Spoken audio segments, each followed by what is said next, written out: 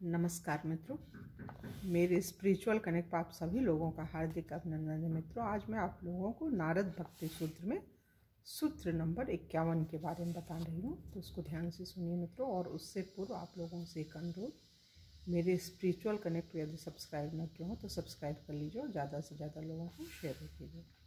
तो चलिए हम लोग शुरू करते हैं सूत्र नंबर 51 के बारे में।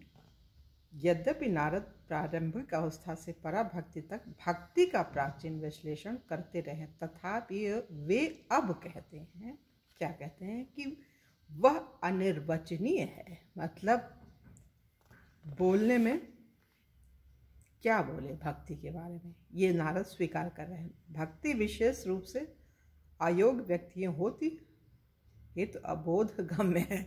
बहुत अच्छी चीज़ है। भक्ति विशेष रूप से अयोग्य व्यक्ति हो हेतु अबोध गम्य है। जब तक व्यक्ति श्रद्धा से भक्ति का अभ्यास न करे, वह साधु से पूछने मात्र द्वारा उसे कैसे जान सकता है।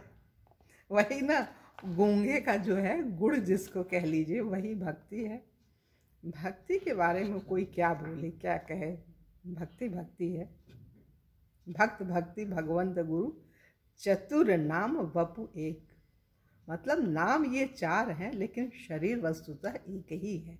तो भक्ति वो है मित्रों। इसके बारे में नारद भगवान भी क्या बोलेंगे, जब तक व्यक्ति श्रद्धा से भक्ति का अभ्यास न करे, वह साधु से पूछने मात्र द्वारा उसे कैसे जान सकता है। कभी कभी जब भक्तगण श्रील प्रभुपाद से ऐसे विषयों पर प्रश्न करते थे जो उनकी समझने की सामर्थ्य से परे हो, तो प्रभुपाद एक बालक द्वारा संभोग सुख समझने के प्रयास की उपमा देते थे। चूँकि बालक शारीरिक रूप से अपरिपक्व होता है, वह नहीं जान सकता कि संभोग क्या है, किंतु वयस्क होने पर वह स्वयं समझ जाता है। जब मैंने सर्वप्रथम प्रभुपाद की चैतन्य महाप्रभु का शिक्षामृत की हस्तलिपि को टाइप करना प्रारंभ किया, तो मैं पराभक्ति के कुछ गुण पक्षों के विषय में जिज्ञासु था। चैतन्य महाप्रभु ने व्याख्या की थी कि जब भक्त पूर्णता तक पहुंच जाता है, तो वह वृंदावन के एक विशिष्ट नित्य स्वामी के नित्य निवासी के अनुगमन का चयन करता है एवं उस निवासी से अपने रस के बारे में जानता है।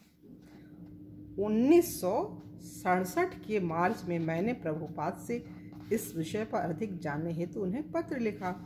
उन्होंने निम्नलिखित उत्तर दिया।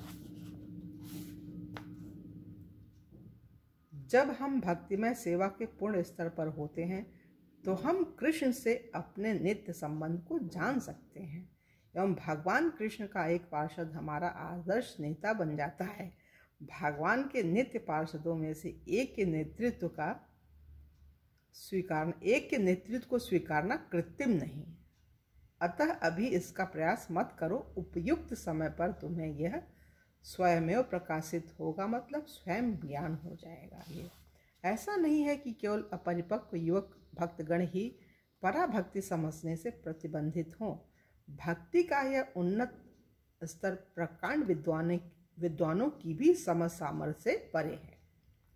कृष्णदास कविराज लिखते हैं, भगवान कृष्ण की लीलाएं असामान्य रूप से दिव्य शक्तिपूर्ण हैं। यह इन लीलाओं का लक्षण है कि वे प्रायोगिक तर्क व बहस की परिधि में नहीं आती।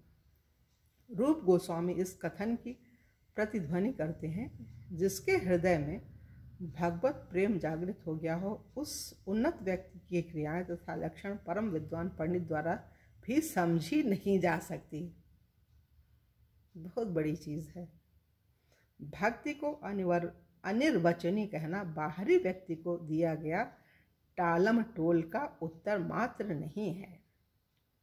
भक्ति को अनिर्वचनीय कहना बाहरी व्यक्ति को दिया गया टालम टोल का उत्तर मात्र नहीं है। विशेषकर उच्च अवस्थाओं में भक्ति अचिंत्य है। भगवत प्रेम का सबसे गाढ़ प्रकाश चैतन्य महाप्रभु द्वारा हुआ था, जैसा चैतन्य चरितामृत में वर्णित है। श्री कृष्ण अपने प्रति राधा रानी के प्रेम को जानना चाहते थे एवं इसलिए वे चैतन्य महाप्रभु के रूप में प्रकट हुए। चैतन्य महाप्रभु के आह्लादपूर्ण भाव तथा अभिव्यक्तियाँ स्वरूप दामोदर गोस्वामी द्वारा लिखित टिप्पणियों के रूप में से संग्रहित रघुनाथ दास गोस्वामी द्वारा स्मरित एवं रघुनाथ दास द्वारा कृष्णदास कविराज गोस्वामी को कथित हुई थी। किंतु चैतन्य चरितामृत में इन लीलाओं को बताते हुए कृष्णदास कविराज ने अपनी सीमाओं को स्वीकार किया है। सहस्त्र मुखों वाले अनंत देव भी चैतन्य महाप्रभु द्वारा एक दिन में अनुभव किए गए आह्लादपूर्ण परिवर्तनों का पूर्ण वर्णन नहीं कर सकते। मुझ जैसा क्षुद्र जीव उन परिवर्तनों का क्या वर्णन करेगा। मैं तो पेड़ की शाखाओं में से चंद्र को दिखाने के समान उनका कुछ संकेत मात्र ही दे सकता हूँ। फिर भी यह वर्णन किसी भी श्रोता के मन और कानों को तृप्त करेगा और वह कृष्ण प्रेम की इन असामान्य क्रियाओं को समझ पाएगा। कृष्ण के प्रति प्रेम विस्मयकारी रूप से गहन होता है। उस प्रेम की महिमामयी मिठास का स्वयं आस्वादन करके श्री चैतन्य महाप्रभु ने हमें उसकी नितांत सीमाओं का दर्शन कराया था। यद्यपि प्रेम भक्ति शब्दों से परे है, तथापि अधिकृत भक्तों द्वारा जो कुछ भी वर्णित होता है वह सब गंभीर तथा श्रद्धालु लोगों द्वारा सराहा जाता है। कृष्णदास कविराज कहते हैं, बस श्रद्धा से इन विषयों का श्रवण मात्र करो, क्योंकि उनका श्रवण मात्र करने में महान सुख है। वह श्रवण शरीर, मन तथा अन्य प्राणियों से संबद्ध सारे क्लेशों का एवं मिथ्या तर्कों के दुख का भी नाश कर देगा।